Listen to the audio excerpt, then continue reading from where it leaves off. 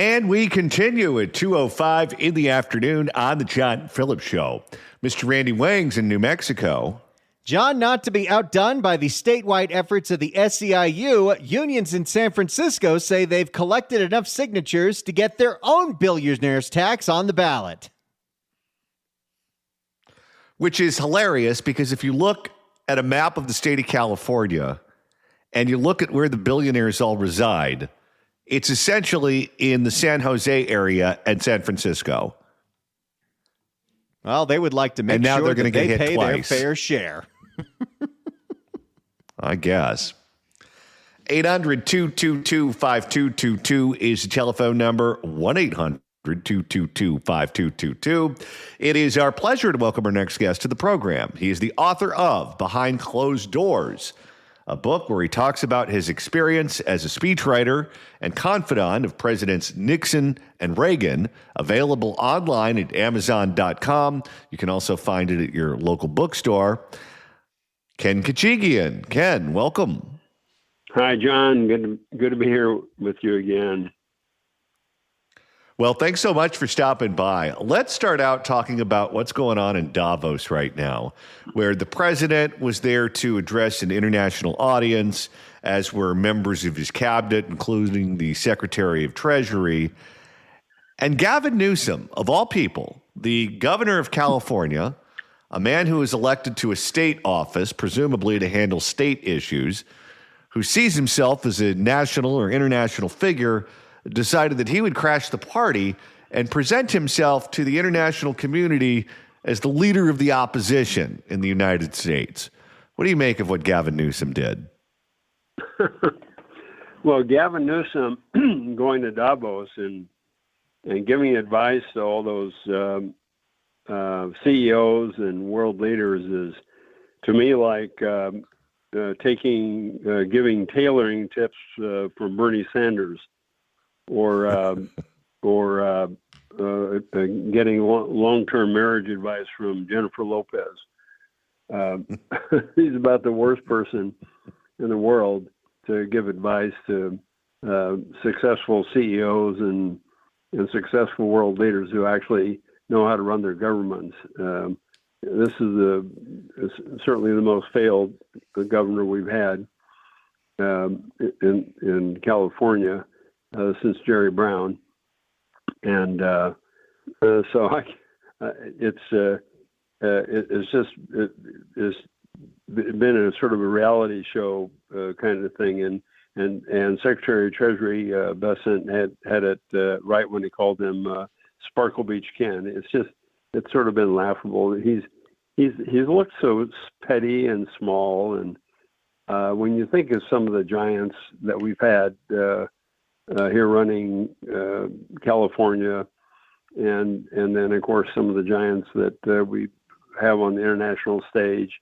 For Gavin Newsom to be back there talking to just mainly showing off to reporters and having his incipient presidential campaign on a stage where you have reporters slobbering all over him just because he's the anti-Trump is sort of silly. How do you think what he's doing is playing right now with elite Democratic circles? Because we know that he plans on running for president in 2028. He has to win the primary first. And to do that, you have to get the Democratic Party on board. I want to read for you a tweet that was put out by former Obama advisor David Axelrod. Here is what he had to say about Gavin Newsom. Boy, I'll tell you what, I have a completely different cut on this.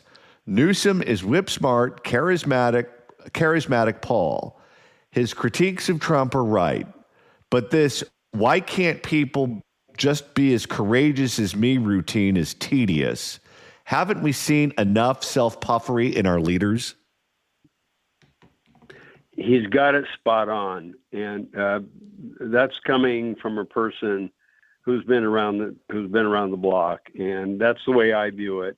And I've been in a lot of the, I've been in 9 presidential campaigns, and so has Axelrod and the fellows. They've been around the Democratic bloc as well. it is getting tedious and tiresome because Newsom is involved in gamemanship, and he probably does have a lot of talents and a lot of capabilities, but everything he's doing now with his podcasts and his appearing, I think he's been trained. He's been like a trained SEAL now with his hand waving. You watch him now when he's on appearances in his State of the State. And if you put him on mute and when he's waving his hands and arm waving and flapping around, he looks a little silly, but I think he's been trained by some professional people to sort of a power look or something like that, or some people in Hollywood. You know what it looks like to me? And this is going to sound cruel, but what it looks like to me, he looks like Michael J. Fox. Well, in a way, with you're the right. hand gesticulations. No, I think it looks silly. I really do. It looks sort of insecure, and it looks pretentious and played out and phony. And so the tweet you just said is right on.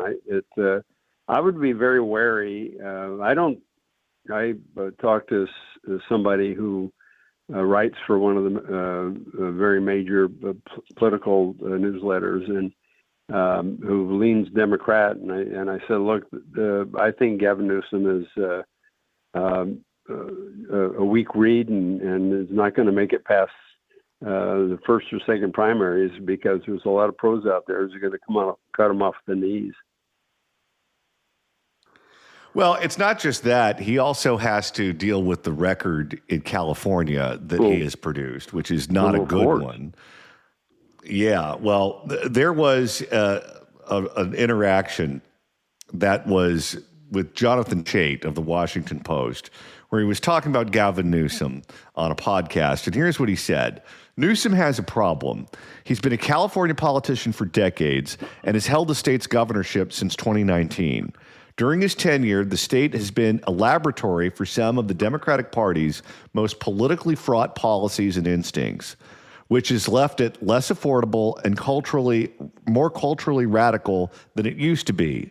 His record not only raises pressing questions about how effectively he could govern as president, it also provides opponents an endless buffet of vulnerabilities across social and economic issues, end quote. And that's another critique coming from someone on the left. Mm-hmm. Well, and this is inside baseball. Not everybody watched his interview with Ben Shapiro recently, where he shucked and jived and dodged and everything else on critical issues like his inability to actually define the difference between a boy and a girl, and or a man and a woman.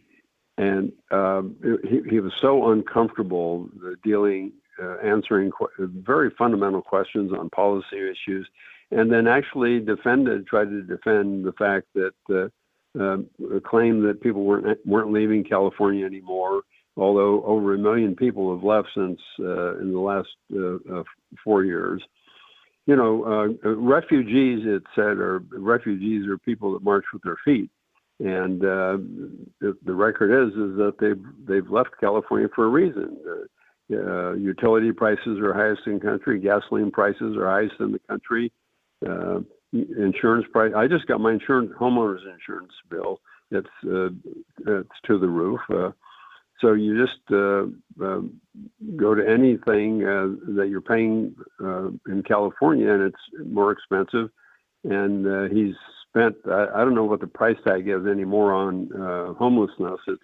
I think it's north of $20 billion since he's been governor, and there's no progress. He's got that high-speed rail, which is now over $100 billion in arrears, and they've made no progress.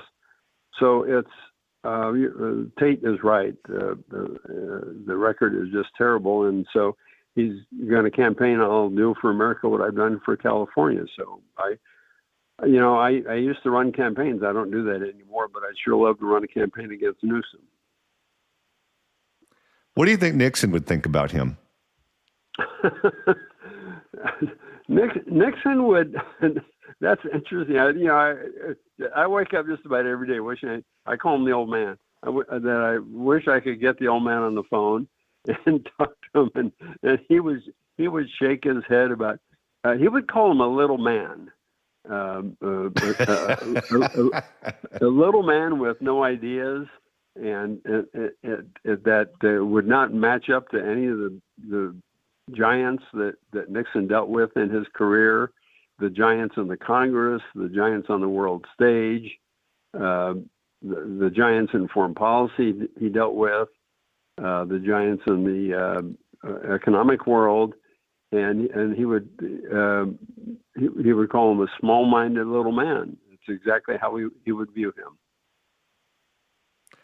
Let's shift gears here and talk about the current governor of Pennsylvania, Josh Shapiro, who is on the short list of candidates who could have been the running mate of Kamala Harris on the Democratic ticket back in 2024.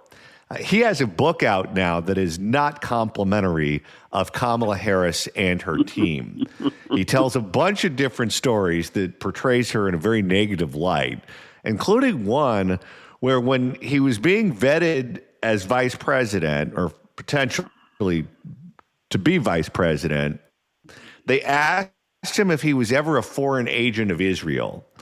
And as a Jewish candidate, or as a Jewish governor, he thought that he was being singled out because of his religion and that the other candidates wouldn't be asked similar questions. And he saw that as being offensive. He was not happy about that. He also said that they ran down the office of vice president, that it was clear that she didn't like the job, that she felt slighted at every opportunity. And she was particularly upset that she didn't have her own bathroom in the office, and was upset that she had to pay out of pocket for her hair, her makeup, for her clothes, for the hair and makeup of her spouse and his clothes, and I guess for the bar tab at the Naval Observatory, and for the pigs in a blanket and the mini pizzas and everything you have to serve at the parties. That is not paid for by the government. Apparently, the vice president has to pay out of pocket for all of that, and that really rubbed her the wrong way. And he thought it was just a venting session from someone who was really unhappy with their job. Well, I read some of that. I thought that was the first the real offensive thing that I read about was the question, and it came from a staff member. Was that are you an Israeli double agent? And that asking Shapiro if he's a secret agent of the Israeli Mossad or army. So if you have to ask that question, why would you even consider him for a vice presidential running mate to begin with? So if you have to ask the question, you shouldn't be considering him at all, for one thing. So that's an interesting question.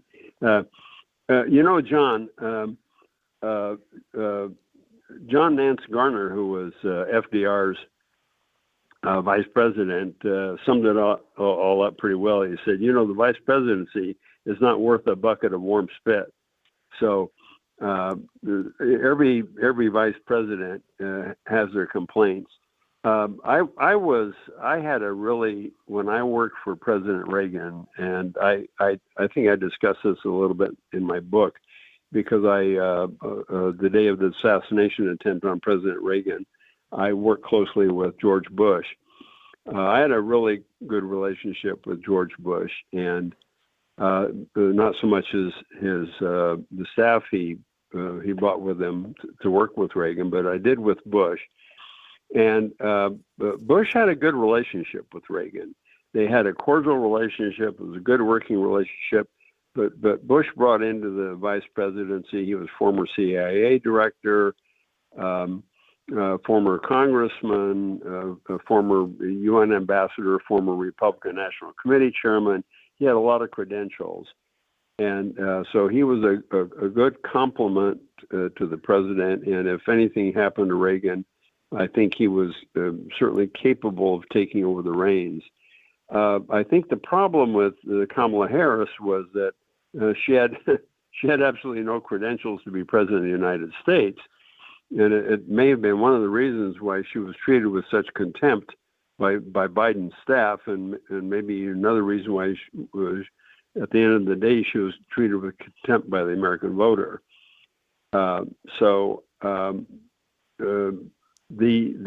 What I found interesting in that book that Shapiro wrote was that she didn't want a vice president that would be a complement to the presidency. She wanted somebody that would, as I understand it, just take to relate to her through her staff, and not directly to her as president of the United States.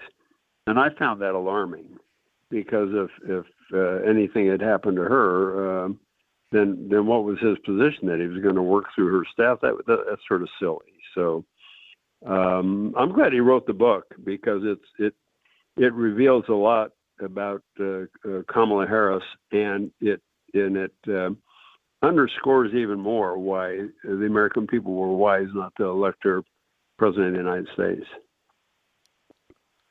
What do you think was the motivation to include that in the book? Obviously, the publisher wants you to put spicy things in there to improve book sales, but Kamala Harris is someone who not only is a fellow Democrat, but is a potential rival in the Democratic nomination or the Democratic primary in 2028. Do you think he put that in there to knock her down a couple of pegs as a potential rival? That may have been part of the motivation. I think too. Also, the publisher pressed. I think when he was writing the book, the publisher asked, or his ghostwriter that worked with him pressed him for a lot of stories, and those were some of the stories. And he said, I don't know if I should include these or not. And they said, well, you have to include them. But I think he related those also because he was treated with contempt by her. He was made to wait. Again, as I read some of the excerpts, he was made to wait and treated with contempt and in sort of a lesser role. And so he wanted to get it off his chest and tell his story. And that's what memoirs are about. You have to tell your story. But also if there ever came a time when he was going to be an opponent with her in the presidential campaign coming up in 2028, then they might as well duke it out in advance, right? You'd think so. Ken Khachigian, author of Behind Closed Doors, In the Room with Reagan and Nixon, available online at Amazon.com or at bookstores near you. Ken, thanks so much for stopping by. Always a pleasure. Always great. Thank you, John. 800-222-5222 is the telephone number, 1-800-222-5222. And Randy, in, not too distant future, we're going to be in Long Beach. It's just over 2 weeks away. Join us for a live broadcast at our favorite Gladstones in Long Beach. It's going to be Friday, February 6th from noon to 3. We're heading to Gladstones in Long Beach for our next live broadcast, and you're invited. Come enjoy the great food, good vibes, and have a fun afternoon by the water. We'll be joined by special guests like Susan Shelley from the Howard Jarvis Taxpayer Association. She'll tell you more about your taxpayer rights and protecting Prop 13 as the courts have made it easier to raise your taxes. Come by and sign the petition to save Prop 13. The deadline is February 17th, and Susan needs those signatures. If you weren't able to make our event in Sherman Oaks and you're down in Orange County, you can make it to Long Beach, make it to Gladstones. Get as many petitions as you can from your friends, your family, your neighbors, and drop them off. Go to saveprop13.com. Come hang out with us, grab a bite, and be part of the broadcast, The John Phillips Show, live at Gladstones in Long Beach, Friday the 6th from noon to 3. 800-222-5222 is the telephone number, 1-800-222-5222. And right now it's time to open up the California Crime Blotter. If the cashier is dummy. We couldn't make this stuff up if we tried. I said, hell no, baby boy. Let me get up on out of here. It's the California Crime Blotter. And it's been a little while since Oakland has made the blotter, but Oakland can't stay away for long. And it's a very special Oakland story because there was a big bust by the feds yesterday where they busted a crime ring based in Oakland that has been stealing gasoline all up and down the state of California. Maybe they're the ones responsible for stealing the gasoline at that gas station in Lakewood in 2022. If the cashier is dummy. That was the first drop that really went wild on this show. That was the point where we realized, okay, we should be saving these and playing them over and over again because it's a good time. For more on the Oakland fuel thieves, here's a report from ABC7 in the Bay. The other top story we're following tonight is a massive law enforcement operation that resulted in the bust of a statewide fuel theft ring that investigators believe was based out of Oakland. Several agencies were on the ground in numerous cities around the East Bay today. ABC 7 News reporter Tim Johns has been following this story for us since it broke this morning. A show of force across the East Bay after law enforcement officers say they busted a statewide crime ring. In total, nearly a dozen different agencies were involved in Wednesday's operation, serving warrants at 2 locations in Oakland, 1 in San Leandro, and 1 in Richmond. The Greenfield Police Department in Monterey County is leading the operation. They say it's a part of a statewide theft ring where people stole fuel from gas stations. Greenfield's... And then what were they doing with it? I don't know, but that doesn't seem like it would be easy to do. Like what? Is there just a giant bucket of gasoline in the Mission in San Francisco and you pull up and they say, hey, can we pump your gas for less? And or you stick a pipe in the ground and you just find some guy who's really good at sucking. Okay. You be nice. Greenfield's chief tells ABC 7 News 2 of his officers first discovered what was going on by chance. We were lucky enough to have some officers that were on point and actually made an arrest during one of the several fuel thefts here in Greenfield. And that opened the box to this larger investigation. Officials say after stealing the fuel... That's right. It was the police in Monterey County that made this bust. Because, of course, no one in Oakland cares. Well, also, the police in Monterey County don't have a lot to do. I mean, what kind of crime do you think happens in Carmel by the Sea? Not much. Officials say after stealing the fuel from gas stations in the overnight hours, the thieves were then reselling it on the black market. Able to bypass. So how does that work? I mean, is this at the MacArthur Park? You're selling tankers full of gasoline? How do you sell gas on the black market, and who do you sell it to? Well, at one point in the past, we did reach out to the If the Cashier is Dummy guy, trying to get him on the program to explain the whole thing. And for whatever reason, he wouldn't come on. If the cashier is dummy.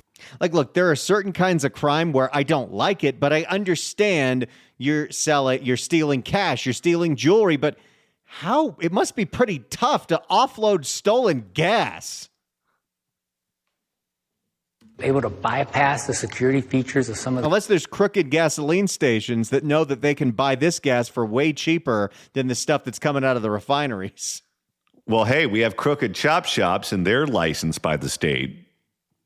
Able to bypass the security features of some of these pumps, and so they were able to access the large quantities of fuel. Investigators believe the operation was using an Oakland location at Alameda Avenue and Oakport Street near the Home Depot as their base of operations. City Council member Noel Gallo says the spot is... How'd I know he'd be a part of this story? Any story involving death, destruction, theft, misery has Noel Gallo as the politician who's willing to give an interview where he wrings his hands. City Council member Noel Gallo says the spot has been a problem area for the city and different gangs for years. A year and a half ago, the FBI was also present because there were, somebody turned them in and saying that there were guns and rifles and pistols that are being sold by a gang here in the area. Beyond the criminal... Buying and selling guns in 2024 and buying and selling gas in 2025. Beyond the But, these are the people, John, that we can really help with Project Ceasefire, because what they really need is a life coach. Well, they're good at spending money on them. Beyond the criminal element, Greenfield police say there are also public health impacts to consider. You have fuel that's flammable traveling up and down the freeways, being stored in Conex boxes, steel containers, without flammable retardants or anything like that. So, yes, it's being treated as a hazmat operation as well. As of Wednesday evening, the investigation was still ongoing. But law enforcement says they believe their case is solid. We have a lot of evidence. We were very creative in some of the They've got gallons of it.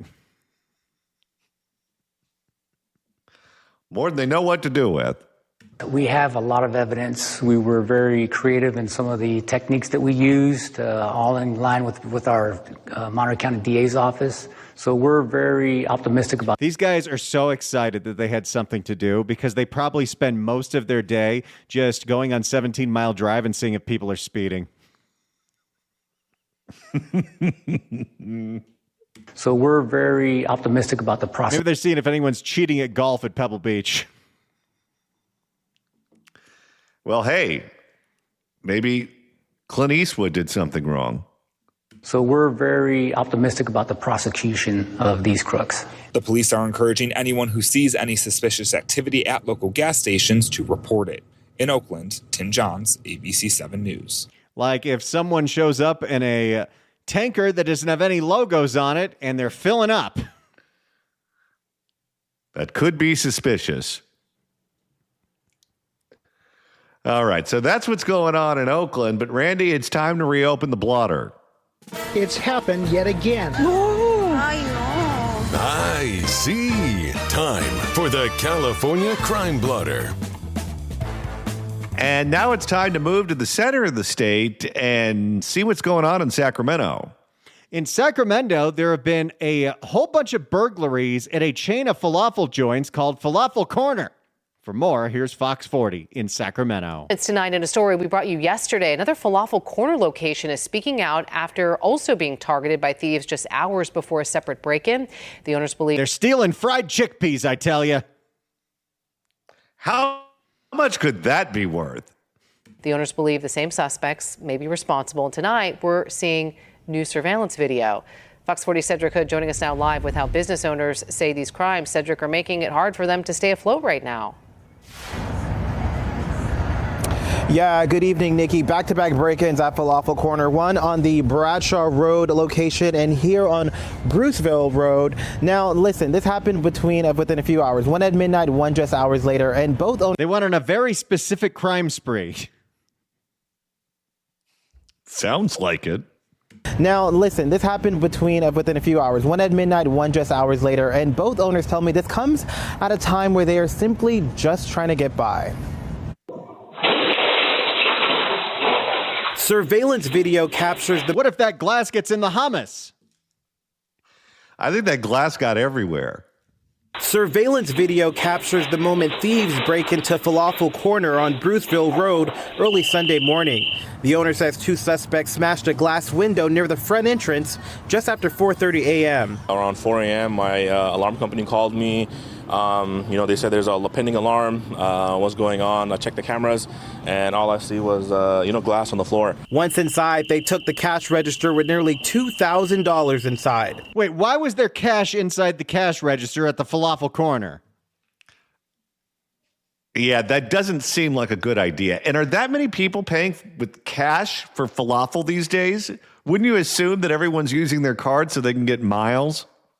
Well, the smart ones are. But what makes this case even more concerning, just hours earlier, another Falafel Corner location on Bradshaw Road was also targeted. Surveillance video from that location shows similar damage. They were sitting here and then tried to break this window first, but unfortunately they did not. And then they have something, they shattered this window and they walk in from here. Habib, who has run the Bradshaw location since 2019, says the break-ins has caused significant... Wait a minute. Habib only has one name. He's like Madonna or Cher. It's just Habib. Habib the falafel guy. Just Habib. There's not two Habibs on planet Earth. There's one Habib. and they walk in from here. Habib, who has run the Bradshaw location since 2019, says the break-ins has caused significant financial damage. I have like $400 here, and then like $3,500 in the bag, like, with my documents, and then laptop, my tablets, like, PS tablets, and then this cost me like, $1,000 to repair. For both Do you know how much tzatziki sauce they're going to have to sell to make that up? Now, if Habib can entertain like everyone else I know with one name, maybe he can make it up by singing at the nightclubs. For both Madonna made a great living doing that. Maybe she can help him out and loan him some backup dancers. Maybe she can turn him on to a choreographer. Or how about that cone bra she used to wear? She can loan him that. For both locations, this has been a devastating experience. This was the first break-in for the Bradshaw location, but the second for the Bruceville store in just over a year. I was devastated. Habib got hit twice. Boy, it's been a rough month for Habib. I was devastated because we did get a break-in last year around in the fall. It was actually the other side, the other window on the other side. They broke that last time, and they work so hard. We come to work every day, and then people just come and steal. It's not a good feeling. The owners say between broken windows, damaged equipment, and stolen cash, the cost adds up quickly. They say it's not just about the money. These break-ins are also impacting their sense of safety and stability, forcing them to change how they do business. You don't get into the falafel job to have to deal with this kind of nonsense every day. You do it to make food that people love. Did you see the email we just got from listener Rob? Oh, let me check it out. Let's see. Let's pull up the email here. Is this something I should be reading? Oh, boy. Well, I could read it to you. He said, I'm sure the burglars are falafel. FL apostrophe and then the word awful. We love you, audience. What I'm going to do is I'm going to stop taking cash. I'm just going to strictly to card only. We'll put a notice up, a sign up, card only. By the way, that does work. This was a big problem. A place that I love in Sherman Oaks is Home State, the breakfast taco place. They opened a location on Ventura Boulevard, and for the first 10 months, it was break-in after break-in after break-in after break-in. It was nonstop. They started saying it's only cards, no cash, and they put signs up all outside saying there is no cash on premises. And what do you know? The break-ins have stopped. Having cash is a liability. Having an ATM in your establishment is a liability. Well, why is it that it's this guy who says that he's not going to accept cash, and Habib is the one that gets robbed left, right, and center, and he's not the one saying that? He better listen to this guy. Or Habib, I have a feeling, if they keep getting robbed the way that they've been getting robbed, he's going to get shot at more times than 50 Cent. I think they're going to do this at both places, but Habib runs the one location. This guy runs the other location. I see. Card only, so hopefully they'll prevent this from happening. Just be aware of these people, if they find, report them. So we want our community safe. Now, police reports have been filed with both the Sacramento Police Department here and also the Sacramento County Sheriff's Office over at the Bradshaw Road location. Now, they're hoping that with the video surveillance that you just saw moments ago, that anyone with any information is able to identify those suspects and hopefully get them turned in. And the businesses say, come out and support. Live in Sacramento, covering local news that matters. Cedric Hood, Fox 40 News. Cedric, thank you. New at 6 o'clock. So if you need some kebabs in your life, you can help these people out. Okay. I like that kind of food. I like falafel. I like all that stuff. I like the yogurts. I like the breads. If a local restaurant made the news because they're getting robbed every 45 seconds, would you go there? Maybe for takeout. Maybe Uber Eats. I don't know. I mean, it's not their fault they're getting robbed. No, I'm not blaming Habib. He's the victim here. I want to make sure Habib is successful in this country. But, you know, if you're in there when they get robbed, you could be part of the drama. I have enough drama in my life. I don't need any more. What was that dialogue from the movie As Good as It Gets that Jack Nicholson delivered? Sell crazy someplace else. We're all stocked up here. I don't know if I need any of that in my life. 800-222-5222 is the telephone number. 1-800-222-5222. If you want to email the show, you can do so at johnnydon'tlikeshow@gmail.com. That's johnnydon'tlikeshow@gmail.com.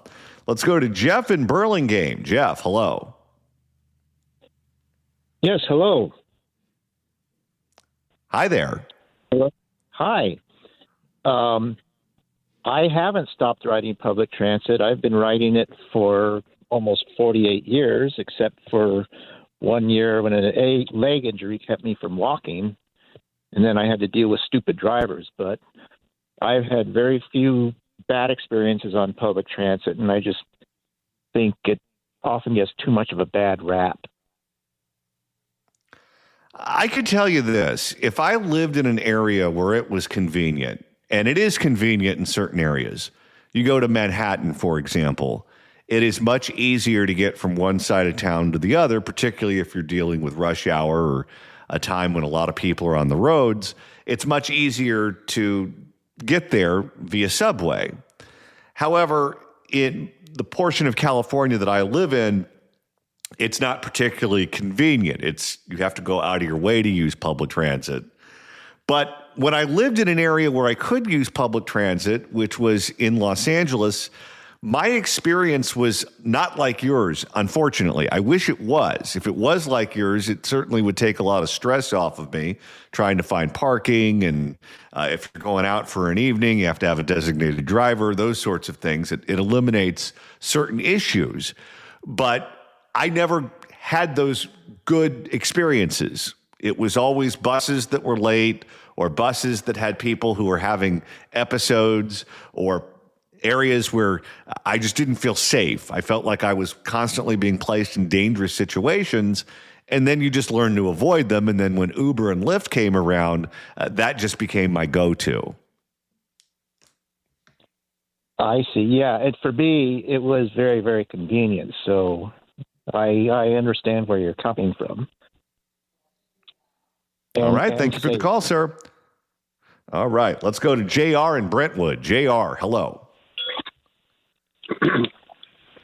Yes, hello. Good afternoon. Hello? Can you hear me? Hi there. Yes, sir. Go ahead. Hi. Okay, anyway, there's a lot of stuff that we're all concerned about. A general change in what the United States used to be and what it is now.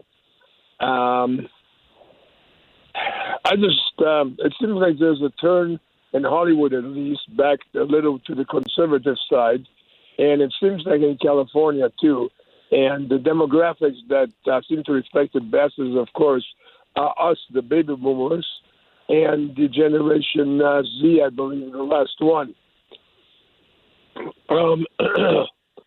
Let's see. As far as elections, you know what? I get more of a question than an answer. How can you straighten up election system and to make sure that it's honest and straightforward? All right. Well, we have about 20 seconds left of the show, so I'm not going to be able to answer that question. But if you want to shoot us an email at johnnydon'tlikeshow@gmail.com, we can have a more expansive conversation on that topic. But thank you for giving us a call. We appreciate it.